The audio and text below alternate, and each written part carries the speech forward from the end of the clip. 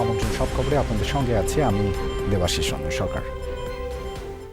জ্বালানি তেলের খোঁজে রাজধানীর এক পাম্প থেকে অন্য পাম্পে ছুটছেন পরিবহন মালিক চালকরা। সকাল থেকে বেশিরভাগ ফিলিং স্টেশনে তেলের জন্য দীর্ঘ লাইন, কিন্তু মিলছে না কাঙ্ক্ষিত জ্বালানি। দুপুরের পর ডিপো থেকে পাম্পে তেল এলেও তা শেষ হয়ে যায় সন্ধ্যার আগে। পাম্প মালিকরা বলছেন ডিপো থেকে তাদেরকে কম তেল দেয়া হচ্ছে। রাজধানীর বিভিন্ন পাম্প ঘুরে দেখা যায় ফিলিং স্টেশন কর্তৃপক্ষ নিজেদের মতো রেশনিং করে তেল দিচ্ছে। 2 ঘন্টা লাইনে দাঁড়িয়েও শেষমেশ জ্বালানি তেল পাননি ব্যবসায়ী হাসান। তার আগেই ফুরিয়ে গেছে এই পাম্পের তেল। এখন অপেক্ষা ডিপো থেকে তেল আসার। এর আগে পাম্পে পাম্পে ঘুরেই শেষ করে ফেলেছেন গাড়ির জ্বালানি। এই পরিমাণ তেল ছিল হবে না। গতকালকে একবার 10 লিটারের মতো তেল নেওয়ার জন্য 10 লিটার তেল নষ্ট হচ্ছে। আবার লাইনে দাঁড়ানো অনেকের বেলায় ঘটেছে এমন। সৌরভ পাম্পে গেছি, খালেক পাম্পে গেছি, এসপিতে গেছি, ওখান থেকে ইউটার্ন নিয়ে আবার এখানে আসছি। 11টা পাম্পে গেছি, গাজীপুর চৌরাস্তা থেকে শুরু করে ব্রিজের শরীরের ওই মাথা মতো সিরিয়াল। তো ওইখান থেকে মনে করেন যে গাড়িটা স্টার্ট করতে গেলে 150 গ্রাম করে তেল একবারে জায়গা। সকাল থেকে কেউ কেউ এতটাই বিপাকে যে পরের কয়েকদিন কি করবেন বুঝে উঠতে পারছেন না। আমার গাড়িতে একটু তেল নেই, যে ধাক্কায় নেব আমার আর পায়ে সমস্যা। গভর্নমেন্ট বলতেছে যে প্যানিক হওয়ার জন্য না, আমরা প্যানিক না হয়ে সকালে আসছে, কিন্তু দেখেন অবস্থা প্যানিক হওয়ার মতোই তো অবস্থা। যাদের তেল প্রয়োজন তারা তো আসছে, প্লাস যাদের ধরেন আপাতত এখন দরকার নেই তারাও আসতেছে। জ্বালানি তেলের অপেক্ষায় লাইনে যখন শত শত যানবাহন, তখন পাম্প সংশ্লিষ্টরাও অপেক্ষায় কখন ডিপো থেকে আসবে তেলবাহী ট্রাক। 45 থেকে 50 হাজার তেল লাগে, তো সেখানে আমার 18,000 তেল আমার আজকে উঠাইতে পারবো। তো বাদবাকি এটা শেষ হওয়ার পরে বাদবাকি তোমার পাম্প বন্ধই রাখতে হবে। দুপুর 1টার পর ফতুল্লার 4 ডিপো থেকে তেলবাহী ট্রাকগুলো ঢুকতে থাকে রাজধানীর পাম্পে। অবসান ঘটে দীর্ঘ প্রতীক্ষার। সবাই চান ফুল ট্যাঙ্ক তেল, কিন্তু এক এক পাম্পে এক এক রকম রেশনিং। 500 টাকা করে দিতেছে বস। 500 টাকা করে দিতেছেন, এর চেয়ে বেশি দিচ্ছেন না? না, এর থেকে বেশি দেওয়া হচ্ছে না। ডেইলি তাহলে এইভাবে দিবেন? এইটা কি আপনারা নিজেরা সিদ্ধান্ত নিয়েছেন? এটা অফিস থেকে বলছে যে তেল তো কম, সবারই জানি অল্প করে সবার পৌঁছেই দেওয়া। একদিকে রেশনিং, অন্যদিকে আবার গ্যালনে করে তেল নেয়ার ঘটনাও চোখে পড়ে। 30 লিটার করে নিচ্ছি, জেনারেটর চালানোর জন্য তো অপারশক্তি। ডিপো থেকে নিকুঞ্জের এই পাম্পে তেল নিয়ে এসেছেন আনোয়ার। বললেন ডিপো থেকেই কোটা পদ্ধতিতে তেল পেয়েছেন আগের চেয়ে কম। এই 13.5 ডিজেল আর অকটেন 18 মতো পাওয়া গেছে। আর অন্য সময় কত পেতেন? অন্য সময় আর একটু বেশি পাওয়া যেত। এখন যে পরিমাণ তেল নিয়ে আসছেন, এটা শেষ হইতে কতক্ষণ লাগবে? এইটা তো মনে হয় বিকাল নাগাদ শেষ হয়ে যাবো। এদিকে যখন তেলের জন্য লম্বা লাইন, তখন ফতুল্লার তেলের ডিপোগুলোতে অপেক্ষায় শত শত ট্রাক। ডিপো বলছে আগের বছরের এ সময়ের তুলনায় 20% তেল কম দিয়ে রেশনিং করছে তারা। তেল নিয়ে আতঙ্কিত না হওয়ার পরামর্শ বিদ্যুৎ ও জ্বালানি মন্ত্রীর। তিনি আবারও জানান দেশে তেলের পর্যাপ্ত মজুদ রয়েছে। হঠাৎ করে মানুষ হুমড়ি খেয়ে পড়ছে পেট্রোল পাম্পে। আমরা তো একটা প্রসেসের পেট্রোল পাম্প চলে, আমরা যেভাবে তেল দেশে দেয় সেই নিয়মের এখন ভেঙে পড়ছে সেই নিয়মটা। যারা নাকি সারা দিনে যে তেল বিক্রি করতো সেই তেল 3 ঘন্টায় শেষ করে ফেলছে। তো ন্যাচারাল তেল শেষ হয়ে যাবে। তো তেলের জন্য লাইনে থাকা অনেক চালক অবশ্য বলছেন তারা অতিরিক্ত নিচ্ছেন না, উল্টো যতটুকু দরকার ততটাই পাচ্ছেন না। না, চাহিদা মতো পাচ্ছি না ভাইয়া, একটু বলেন আমাদের বাড়ায় দিতে। বারবার আসা তো খুব বাজে অবস্থা। আখলাকুস সাফা, যমুনা নিউজ, ঢাকা। ট্রাফিক ব্যবস্থার উন্নয়নে ঢাকার চারপাশের নতুন বাইপাস, শহরের ভেতরে ওভারপাস ও আন্ডারপাস নির্মাণের মতো বেশ কিছু পরিকল্পনা হাতে নিয়েছে সরকার। সচিবালয়ে প্রধানমন্ত্রী তারেক রহমানের সভাপতিত্বে ট্রাফিক ব্যবস্থাপনা নিয়ে অনুষ্ঠিত বৈঠকে যত্রতত্র বাস কাউন্টার অপসারণ ও 5টি আন্তজেলা বাস টার্মিনাল শহরের বাইরে স্থানান্তরের সিদ্ধান্ত হয়। বৈঠক শেষে স্বরাষ্ট্রমন্ত্রী সালাউদ্দিন আহমদ জানান, এপ্রিলের শেষে স্বল্পমেয়াদী পরিকল্পনা বাস্তবায়ন করতে পারলে এর সুফল পাবেন নাগরিকরা। ঢাকা যানজটের শহর, ঘন্টার পর ঘন্টা সড়কেই সময় পার। চলন্ত ঢাকা হয়ে পড়ে স্থবির, নষ্ট হয় নাগরিকের কর্মঘণ্টা। তীব্র জটে মানসিক ও শারীরিক অসুস্থতাও বাড়ে। এবারের নতুন রাজনৈতিক সরকার পদক্ষেপ নিচ্ছে যানজট নিয়ন্ত্রণে। ঈদের ছুটির পর প্রথম কর্মদিবসেই ঢাকা শহরের যানজট নিয়ন্ত্রণ ও ট্রাফিক ব্যবস্থাপনা আধুনিকায়নের লক্ষ্যে প্রধানমন্ত্রী তারেক রহমানের সভাপতিত্বে সচিবালয়ে মন্ত্রিপরিষদ বিভাগে সভা অনুষ্ঠিত হয়। প্রায় 3 ঘন্টার এই বৈঠকে যোগ দেন স্বরাষ্ট্রমন্ত্রী, সড়ক পরিবহন ও সেতুমন্ত্রী, ঢাকার 2 সিটি প্রশাসক, পুলিশের আইজি সহ ঊর্ধ্বতন কর্মকর্তারা। বৈঠক শেষে স্বরাষ্ট্রমন্ত্রী জানান, কর্মঘণ্টা যেন নষ্ট না হয় সেজন্য ব্যাপক পরিকল্পনা হাতে নিয়েছেন প্রধানমন্ত্রী। দেশীয় প্রযুক্তিতে ট্রাফিক সিগন্যাল অটোমেশনের পরিকল্পনার কথাও জানান তিনি। এপ্রিল মাসের শেষ নাগাদ মোটামুটি স্বল্প মেয়াদী যে সমস্ত পরিকল্পনা নেওয়া হয়েছে সেগুলোর বাস্তবায়ন করতে পারবো। তার ফলে ঢাকা শহরে যানজট সমস্যার অনেকটা নিরসন হবে স্বল্প মেয়াদে। তারপরে মধ্যমেয়াদী এবং দীর্ঘমেয়াদী বাস্তবায়ন পরিকল্পনাগুলো বাস্তবায়ন করলে আশা করা যায় এই আমাদের ট্রাফিক সিস্টেমের একটা ব্যাপক উন্নয়ন হবে। ঢাকার 2 সিটির প্রশাসক জানান, ট্রাফিক সমস্যা সমাধানে কিছু বিষয় চিহ্নিত করে সমন্বিতভাবে তা সমাধানের উদ্যোগ নেওয়া হচ্ছে। ট্রাফিক সমস্যাটা যেটা আছে এগুলো কিছু কিছু পিন পয়েন্ট করেছেন, এগুলো সমস্যার সমাধান দরকার। অটোরিকশা আছে, এর মধ্যে মেন রাস্তায় ফুটপাথগুলো আছে, এগুলি নিয়ে বিস্তার আলাপ আলোচনা হয়েছে, আমাদেরকে টাইম ফ্রেম বেঁধে দিয়েছে। এর আগে প্রধানমন্ত্রীর সভাপতিত্বে বৈঠক অনুষ্ঠিত হয় প্রবাসী কল্যাণ ও বৈদেশিক কর্মসংস্থান মন্ত্রণালয়ের। বৈঠক শেষে প্রতিমন্ত্রী জানান, ইউরোপের যেসব দেশের কনসুলেট সেবা বাংলাদেশে নেই তা নিশ্চিতের তাগাদা দিয়েছেন প্রধানমন্ত্রী। স্টুডেন্টদের ব্যাংক গ্যারান্টি বা ব্যাংক সলভেন্সির সাপোর্ট হিসেবে 10 লক্ষ টাকার একটা ঋণ দেওয়ার নির্দেশনা প্রধানমন্ত্রী দিয়েছেন, এবং সেটা আমাদের মন্ত্রণালয়ের যে একটা ব্যাংক আছে প্রবাসী কল্যাণ ব্যাংক, ওই ব্যাংকই ডেডিকেটেড করতে বলেছেন। এর আগে ঈদের ছুটির পর প্রথম কর্মদিবসে সকাল 9:01 সচিবালয়ে প্রবেশ করেন প্রধানমন্ত্রী তারেক রহমান। সাইফুদ্দিন রবিন, যমুনা নিউজ, ঢাকা। জুলাই যোদ্ধাদের দায় মুক্তি দিয়ে অন্তর্বর্তী সরকারের অধ্যাদেশ বহাল রাখাসহ প্রায় 2 ডজন অধ্যাদেশ সংসদে পাঠানোর বিষয়ে একমত হয়েছে সংসদীয় বিশেষ কমিটি। তবে গুম খুন প্রতিরোধ, পুলিশ কমিশন ও সুপ্রিম কোর্ট সচিবালয় সহ কিছু অধ্যাদেশে সংশোধনী দিয়েছেন বিশেষ কমিটিতে থাকা বিরোধী দলের সদস্যরা। জুলাই আকাঙ্ক্ষাকে প্রাধান্য দিয়ে সংবিধান অনুযায়ী অধ্যাদেশ পর্যালোচনার কথা বলেছেন আইনমন্ত্রী মোহাম্মদ আসাদুজ্জামান। তবে সংবিধানের চাইতে জুলাই চেতনাকে গুরুত্ব দেওয়ার দাবি জামায়াতের এমপি রফিকুল ইসলাম খানের।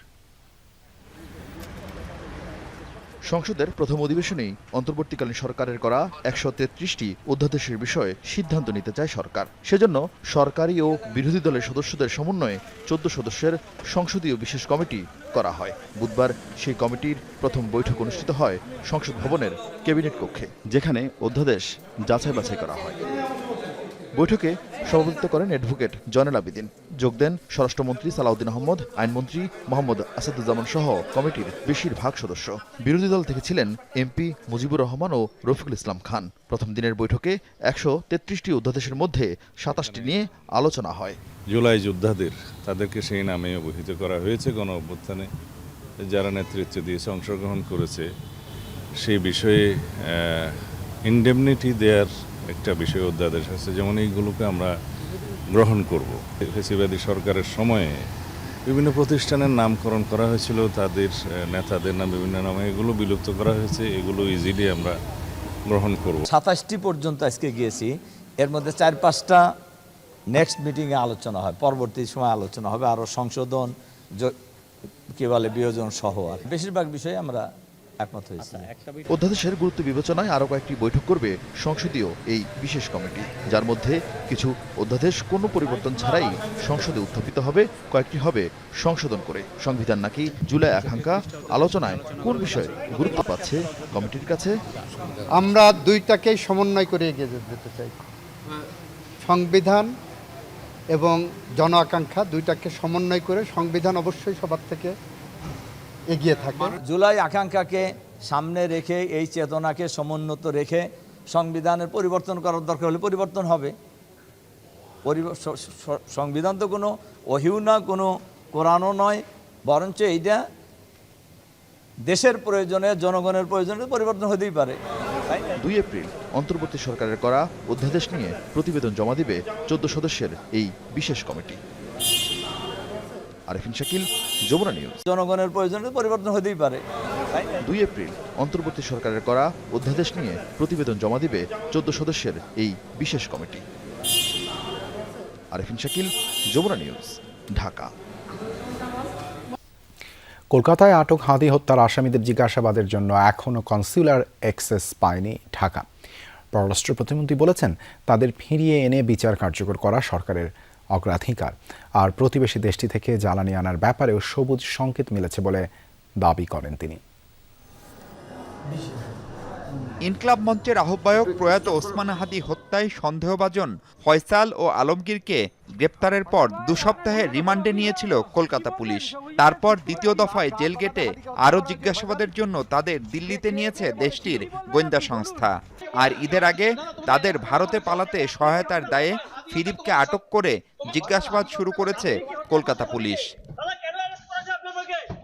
ফয়সাল ও আলমগীর গ্রেপ্তারের পরপরই তাদের তথ্য যাচাইয়ে কনসুলার সুবিধা চেয়েছিল ঢাকা। 2 সপ্তাহ পার হলেও এখনো তার কোনো সুরাহা হয়নি। ভারত বলতে পারবে ভালো কেন এতদিন সময় লাগছে। আমরা তাদেরকে পুশ করছি, কারণ যেহেতু এটা বাংলাদেশের নাগরিক হত্যা হয়েছে, হত্যাকারী ভারত অ্যারেস্ট হয়ে থাকে, আসামিকে দেশে ফিরিয়ে আনা সাজা দেওয়াটা আমাদের টপ মোস্ট প্রায়োরিটি এই হাদি হত্যার ব্যাপারে, এবং সেটা বিচার আমরা নিশ্চিত করবো ইনশাল্লাহ। মধ্যপ্রাচ্যে চলমান অস্থিরতায় ভারত থেকে এক দফা পাইপলাইনে 5000 মেট্রিক টন ডিজেল এনেছে বাংলাদেশ। আরও আনতেও ইতিবাচক ঢাকা ও দিল্লি। আমরা যত জানি এটা গ্রিন সিগন্যাল আমরা পেয়েছি। ইরান ইসরায়েল যুদ্ধে আটকা পড়েছেন অনেক বাংলাদেশি, এরই মধ্যে অনেকে দেশেও ফিরেছেন। ইরানে এখনো সব বাংলাদেশি নিরাপদে আছেন বলে দাবি শামা ওবায়দের। ইরানে আমাদের 2000 এরকম আমাদের বাংলাদেশি আছে, তার মধ্যে বেশ কিছু সংখ্যক স্টুডেন্ট আছে। আজকে যা আমাদের খবর, সেই আজকে পর্যন্ত তারা নিরাপদে আছে। এমন একটা অবস্থা হয় যে লাইফ রিস্ক হচ্ছে, সেই জায়গায় আমরা অবশ্যই তাদেরকে, আমাদের মিশন ওখানে কাজ করছে, আমরা তাদেরকে ফিরিয়ে নিয়ে আসবো। সম্প্রতি 1971-এ পাকিস্তানের গণহত্যার স্বীকৃতি চেয়ে প্রস্তাব উঠেছে মার্কিন কংগ্রেসে। এই স্বীকৃতি আদায়ে সরকার তৎপর হবে কিনা জানতে চান সাংবাদিকরা। গণহত্যার বিষয়ে কিন্তু আমরা অলরেডি কিন্তু সরকার থেকে একটা কর্মসূচি নেওয়া হয়েছে 25শে মার্চ রাতে, সেটা প্রক্রিয়া চলমান আছে। বাংলাদেশের স্বাধীনতা, সার্বভৌমত্ব, বাংলাদেশের লিবারেশন ওয়ারের একটি বিশাল একটি জায়গা জুড়ে আছে, তো সেটা অবশ্যই আমরা বিএনপি সরকার সেটা পার্সু করবে। মাহফুজ মিশু, যমুনা নিউজ, ঢাকা। সব খবর নিচ্ছি ছোট্ট একটা বিরতি, সঙ্গে থাকুন।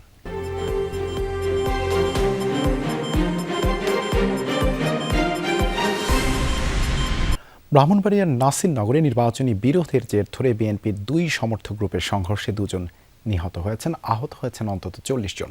মঙ্গলবার সকালে নাসিরনগরে এই ঘটনা ঘটে। পুলিশ ও স্থানীয়রা জানায়, ত্রয়োদশ সংসদ নির্বাচনের ভোট গ্রহণের দিন গোয়াল নগর উচ্চ বিদ্যালয় কেন্দ্রে অনিয়মের অভিযোগে বিএনপি সমর্থক রহিম তালুকদার গ্রুপের জিয়া রহমান আটক হয়।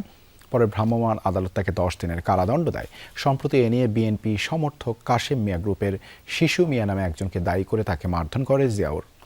এর জেরে গেল সপ্তাহে এক দফা সংঘর্ষের পর আজ আবারও সংঘাতে জড়ায় দুপক্ষ। একই দিন জেলার কসবায় দিন ইসলাম নামে এক ব্যক্তিকে বাড়ি থেকে তুলে নিয়ে পিটিয়ে হত্যা করা হয়েছে। এদিকে মাদারীপুরের রাজৈরে সালিশ বৈঠকে একজনকে কুপিয়ে হত্যা করেছে প্রতিপক্ষের লোকজন। সংঘর্ষ হয়েছে পাবনার বেড়া উপজেলাতেও। এনআইসিইউতে রোগী ভর্তি, কিন্তু দেখা মেলেনি চিকিৎসকের। সব রোগী সরকারি হাসপাতাল থেকে ভাগিয়ে আনা হয়েছে। এমন নানা অনিয়মে বন্ধ করে দেওয়া হলো রাজধানীর কলেজ গেটের টিজি হাসপাতাল। পাশাপাশি বন্ধ করে দেওয়া হয়েছে যমুনা জেনারেল হাসপাতালের আইসিইউ ও এনআইসিইউ। মঙ্গলবার সকালে মুক্তিযোদ্ধা টাওয়ারে 5টি বেসরকারি হাসপাতালে অভিযান চালায় স্বাস্থ্য অধিদপ্তর। হাসপাতাল সহ 10টি স্বাস্থ্য প্রতিষ্ঠান আছে এক মুক্তিযোদ্ধা টাওয়ারে। বাকি প্রতিষ্ঠানগুলোর বিষয়ে চূড়ান্ত সিদ্ধান্ত বুধবার। এদিকে সচিবালয়ে স্বাস্থ্যমন্ত্রী জানিয়েছেন, মানহীন প্রতিষ্ঠানের বিষয়ে কঠোর অবস্থানে সরকার।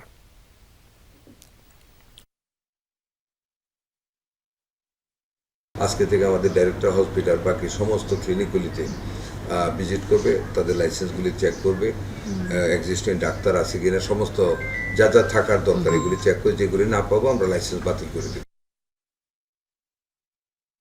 অবশেষে গোয়েন্দা পুলিশের জালে ধরা পড়ল সাবেক সেনা কর্মকর্তা ও সাবেক সংসদ সদস্য মাসুদ উদ্দিন চৌধুরী। সোমবার গভীর রাতে অভিযান চালিয়ে তাকে গ্রেপ্তার করে ডিবি পুলিশ। মঙ্গলবার দুপুরে পুলিশ জানায়, পল্টন থানার মানব পাচার মামলায় গ্রেপ্তার দেখানো হয়েছে মাসুদ উদ্দিন চৌধুরীকে। বিকেলে রাজধানীর সিএমএম কোর্টে তোলা হয় তাকে। এ সময় মানব পাচারের মামলায় 5 দিনের রিমান্ড মঞ্জুর করেছে আদালত। মঙ্গলবার বিকেলে পল্টন থানার মানব পাচার মামলায় আদালতে হাজির করা হয় সাবেক সেনা কর্মকর্তা ও সাবেক সংসদ সদস্য মাসুদ উদ্দিন চৌধুরীকে। আদালত চত্বরে তাকে লক্ষ্য করে ডিম নিক্ষেপ করে বিক্ষুব্ধ আইনজীবী আর জনতা।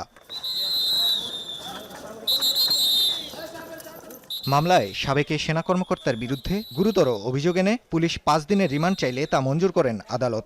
যে লোকগুলোকে তারা বিদেশে পাঠিয়েছে সেই লোকগুলো সেখানে মানবতা জীবনযাপন করেছে, তাদেরকে অমানবিক নির্যাতন করা হয়েছে। তদন্তকারী কর্মকর্তা তার বিরুদ্ধে 5 দিনের রিমান্ড মঞ্জুর প্রার্থনা করেছিলেন। বিজ্ঞ আদালত এই 5 দিনের রিমান্ড মঞ্জুর করে তাকে জিজ্ঞাসাবাদ করার জন্য তদন্তকারী কর্মকর্তার হাতে ন্যস্ত করেন।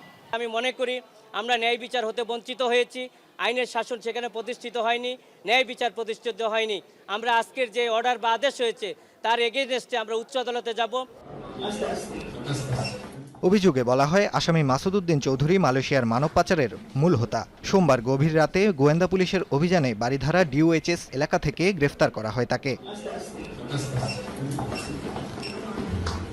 গোয়েন্দা হেফাজতে নেয়ার পর এই বিষয়ে বিস্তারিত জানাতে মঙ্গলবার দুপুরে ডিএমপি মিডিয়া সেন্টারে ব্রিফিং করে পুলিশ।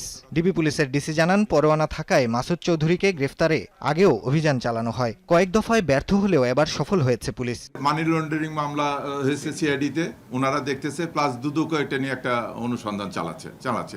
এই জিনিসটা ওনারা দেখতে পারবে। তদন্ত শেষে যখন চার্জশিট দেবে তখন তো অবশ্যই উল্লেখ করে দেবে, সেটা দুদকই দেখ আর সিআইডি দেখ, উল্লেখ করে দেবে যে তার বিরুদ্ধে অভিযোগগুলো কি কত আর্থিক কেলেঙ্কারি বা দুর্নীতি হয়েছে, এটা তো আপনাদেরকে উল্লেখ করে দেবে।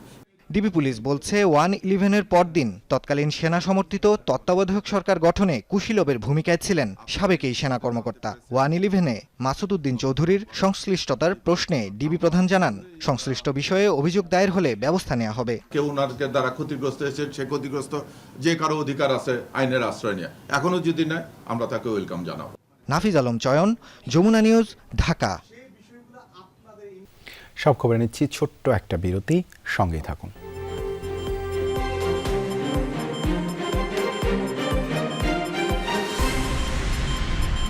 আবারও স্বাগত, দেখছেন সব খবর।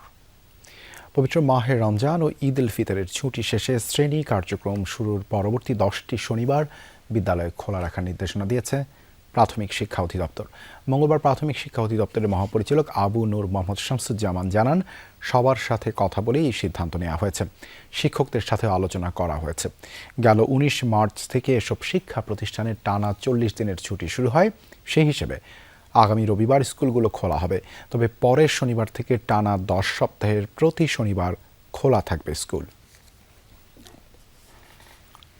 10 দিন শনিবার যদি আমরা এক্সট্রা ক্লাস নিই তাহলে এই গ্যাপটা পূরণ করা যাবে। সেই অনুপাতে মন্ত্রণালয় থেকে সিদ্ধান্ত এসেছে এবং আমরা পরবর্তী যে 10টা শনিবার ক্লাস নেওয়ার সিদ্ধান্ত নিচ্ছে। ঈদের ছুটিতে দর্শনার্থীদের ভিড়ে মুখর হয়ে উঠেছে যমুনা ফিউচার পার্ক। ঈদ আনন্দ উপভোগ করছেন ঢাকায় থাকা নগরবাসীরা। ঈদের দিন থেকে পরিবার পরিজন ও বন্ধুদের নিয়ে এখানে ভিড় করছেন বিনোদন প্রেমীরা।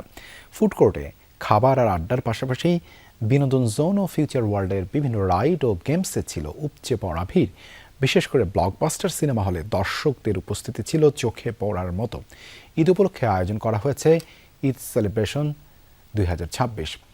Live music, magic show, puppet show দর্শকদের আনন্দকে আরও বাড়িয়ে তুলেছে। সব মিলে ঈদের পুরো সময় জুড়ে উৎসবমুখর পরিবেশ বিরাজ করেছে যমুনা ফিউচার পার্কে।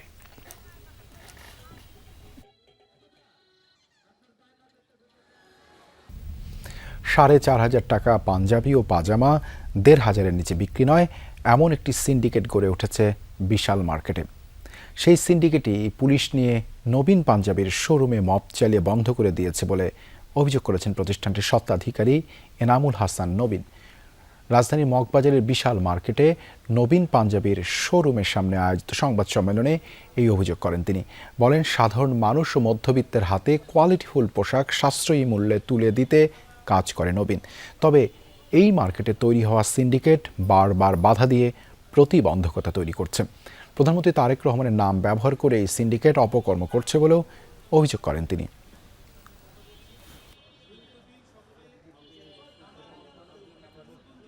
আমাদেরকে বলেছেন যে এই মার্কেটে 4,500 টাকার নিচে পাঞ্জাবি বিক্রয় করা যাবে না, 1,500 টাকার নিচে পায়জামা বিক্রয় করা যাবে না।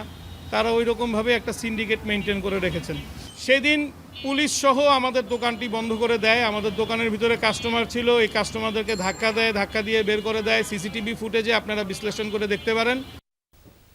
এই ছিল সব খবরের আজকের আয়োজনে। এতক্ষণ সাথে থাকার জন্য ধন্যবাদ সবাইকে।